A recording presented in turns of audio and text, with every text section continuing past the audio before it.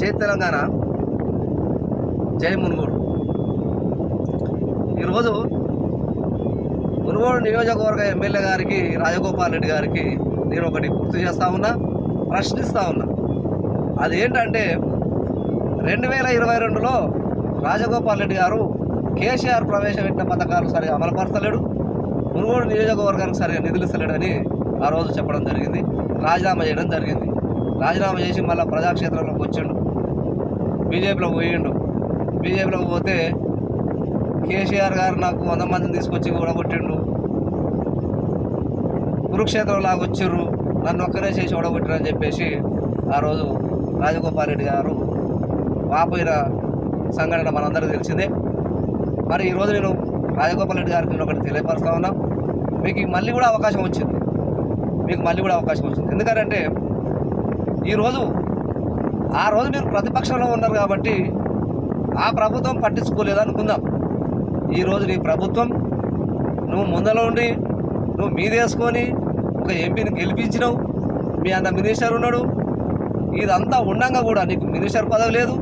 మరి అదే సందర్భంగా ప్రజలకు పథకాలు సరిగా అమలుపరచలేరు రేవంత్ రెడ్డి ప్రభుత్వం.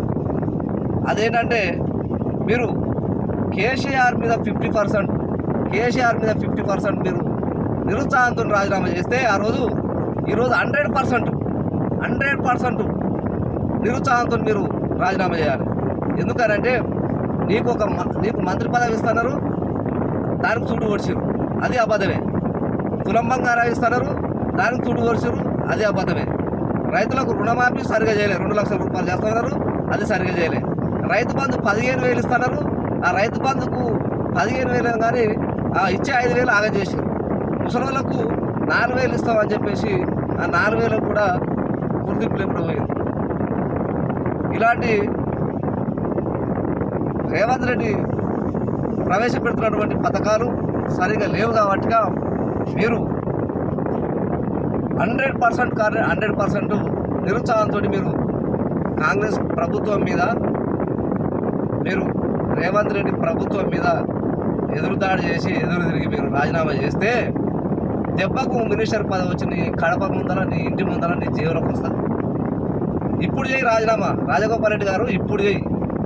అప్పుడు చేస్తే ఫాయిదా లేదు, నువ్వు ఇప్పుడు చేస్తే నీకు మంత్రి పదవి ఇచ్చి పోటీ చేపిస్తారు. ఇది పక్కా, ఇది గ్యారంటీ. ఇట్లు ఒట్టికోటి నరసింహ, మునుగోడు నియోజకవర్గం, బీఆర్ఎస్ పార్టీ నాయకుడు. జై హింద్.